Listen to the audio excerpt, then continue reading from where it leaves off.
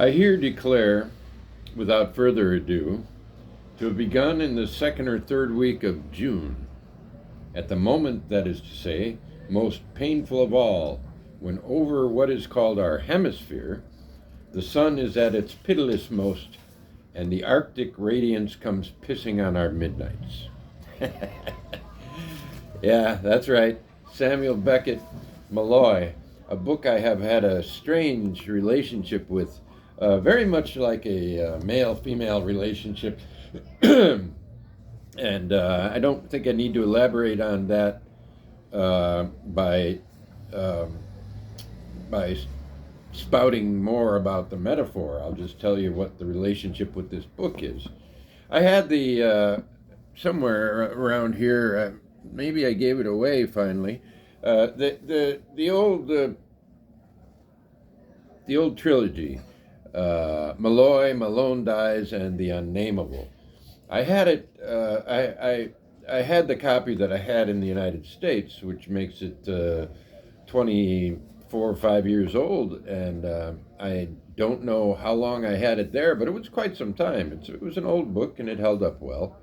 I'm starting to talk like Beckett, but you missed the joke. You know, Beckett always has that joke, and the thing is, I loved that book so much that I never read past the 21st or second page because I would read it and just get so giggly and whatever, and I would read to find some of my favorite jokes like I was out of sorts. It's a deep ditch, my sorts, and I'm not often out of them. And these Beckett jokes, so I would read and then I'd get to that joke, and uh, I never went further. I never had the second long read. Often it was just a read to get to one of the favorites, like My Mother. I don't think too harshly of her. I know she did all she could not to have me, except, of course, the one thing. And if she never succeeded in getting me unstuck, it was that fate had earmarked me for less compassionate sewers. If I was looking for that and I found it, I'd be happy. And I was so happy that I never read further. No need. I was always reading something else, and this is very dense. It's very dense. This book, although well, I smelt a terrible smell. It must have come from the bowels. It's with his mother. Odor of antiquity. Oh, I'm not criticizing her. I don't diffuse the perfumes of Araby myself. Oh, they are deep, my sorts. It's right there. Yeah. Longer passage? One longer passage. I got into communication with her by knocking on her skull. 1 knock meant yes, 2 no, 3 I don't know, 4 money, 5 goodbye. I was hard put to ram this code into her ruined and frantic understanding.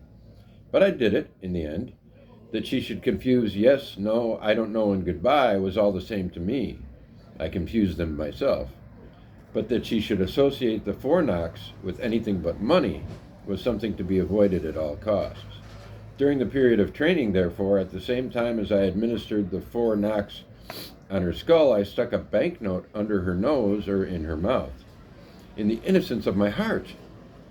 For she seemed to have lost, if not absolutely all notion of mensuration, at least the faculty of counting beyond 2. It was too far for her, yes, the distance was too great, from 1 to 4. By the time she came to the 4th knock, she imagined she was only at the 2nd, the first 2 having been erased from her memory as completely as if they had never been felt. Though I don't quite see how something never felt can be erased from the memory, and yet it is a common occurrence. That's just so classic Beckett. You think these are just words that get you from one place to another, but they all have meaning outside the sentence. And well, so let me just read a couple of more. The other night I picked up this to try to get me going. I thought, well, I'm going to read all of Beckett from Murphy on up. I read Murphy, and I read Into What, and I realized that as I read Watt, I was waiting for Molloy, because this is the one that I loved so much. And maybe I would love all of them if I read them all, but I didn't read them all and haven't read them all, and I can't recall anything that I read in Watt except how funny what he was doing was. But it was a prolonged joke about writing, basically, and so not these punchlines, which is what I love so much about this. And I am perhaps confusing several different occasions and different times. Deep down, and deep down is my dwelling. Oh, not deepest down, somewhere between the mud and the scum. Uh, you may not think that's funny. I do.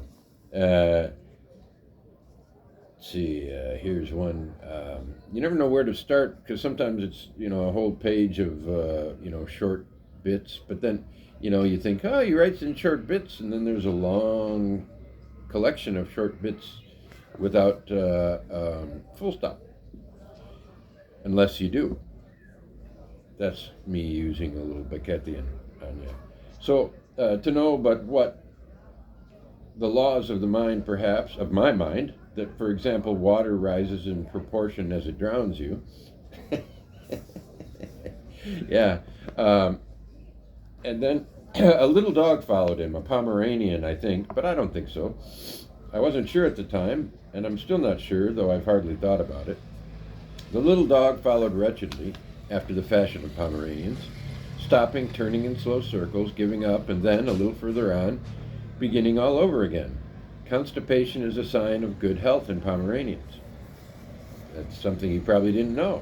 So you can pick up these little facts from him. I've also been thinking a lot about first sentences. I was thinking soon I might gather a bunch of books and give you first sentences, or talk a little about, one of the most famous first sentences is "Call me Ishmael," and yet it's not that first sentence that makes it a great book, or a great opening. It's what comes next. This expression of misanthropy, contempt for one's kind. Why he has to get to see. When just looking at someone makes him want to knock the hat off his head. I think we all have that. More and more lately. Yeah, so where was I now? Oh, the first sentence here is simply, I am in my mother's room.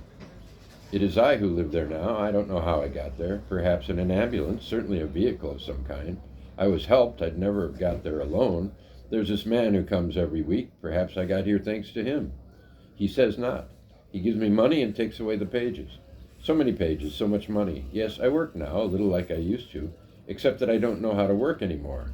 That doesn't matter, apparently. What I'd like now is to speak of the things that are left, say my goodbyes, finish dying. That's where you realize that you've gotten into a good start. And it goes on for one more stretch, and that's the first paragraph. The second paragraph is the next half of the book. So he basically leads to saying, here's the beginning, because apparently they're keeping the pages. How he knows that, I don't know, but it's true. I mean, I have it right here.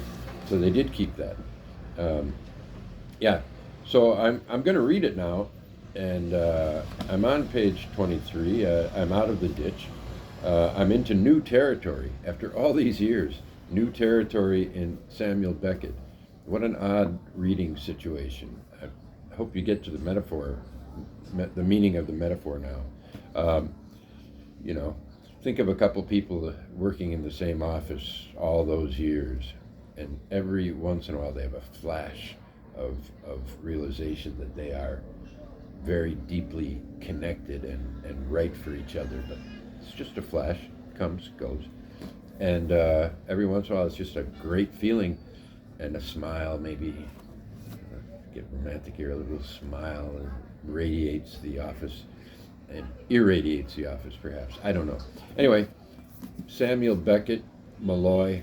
Um, I don't hesitate to say among the very best opening 18 pages. That's what I read the first night.